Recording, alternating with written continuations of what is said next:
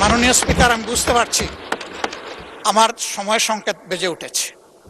আমি আর বেশি সময় নেব না। আমি 1 মিনিট কথা বলে বিদায় নিচ্ছি।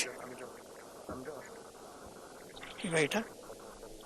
জি জি, না সেটা তো ভিন্ন ব্যাপার। আমার বক্তব্য আমি শেষ করছি। আমি শুধু এতটুকু বলবো যে ভাই, অতীতকে স্মরণ রাখা ভালো, ইতিহাস শিক্ষা ভালো, কিন্তু ইতিহাসকে নিয়ে পড়ে থাকলে আমরা নিজেরা ইতিহাস তৈরি করতে পারবো না। ইতিহাসকে ইতিহাসের জায়গায় রেখে আসুন আমরা এগিয়ে যাই। আমার কথায় কেউ যদি কষ্ট পেয়ে থাকেন, ক্ষমা চাই। ভালো যদি কিছু বলে থাকি, আল্লাহ আগে আমাকে আমল করার তৌফিক দেন এবং আমাদের সবাইকে এটা মানার তৌফিক দেন। আমি একটা কৈফিয়ত না দিয়ে পারছি না। মাননীয় প্রধানমন্ত্রীর পরিবারকে জড়িয়ে যারা অশ্লীল আচরণ করেছে, উনি এখনো বিচার চান নাই, আমি তার পক্ষে তাদের বিচার চাই।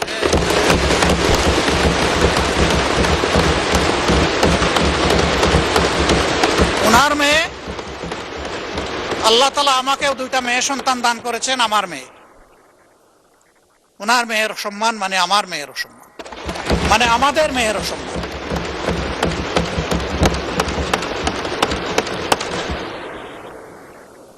এই ইতর প্রাণীগুলা কারা,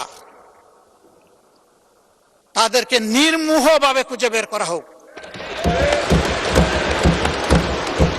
প্রিকনসেপ্ট কোন আইডিয়া থেকে নয়, ব্লেম গেমের জায়গা থেকে নয়, ভেরি ট্রান্সপারেন্টলি এটা বের করে আনা হোক। আমার নিজের দুঃখের কথা নাই বললাম, একটা মানুষ বয়স হওয়া পর্যন্ত সব সময় গায়ে কাপড় রাখার চেষ্টা করেছি। মা বাপ যেটুকু পেরেছেন, আমি এখন যেটুকু পারি সামর্থ্যের আলোকে। তা আমার যে কতবার কাপড় চোপড় খুলে ফেলে, নিজেরটা আমি কারে বলব?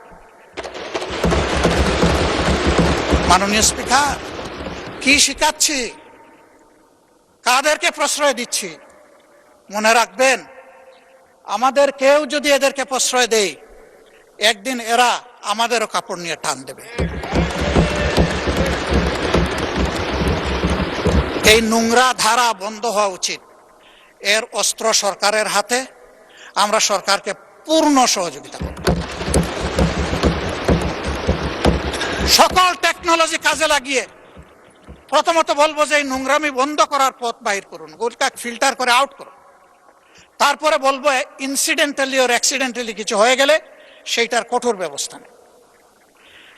আমি সংসদ সদস্যরা 2 জন দাঁড়িয়ে তাদের নিরাপত্তা চেয়েছেন, আমি খুশি হতাম তারা যদি বলতেন আমরা আমাদের নিরাপত্তা চাই না, আমরা 20 কোটি মানুষের নিরাপত্তা চাই। আমি বলবো আমরা 20 কোটি মানুষের নিরাপত্তা চাই। আমি ধন্যবাদ জানাচ্ছি বিশেষভাবে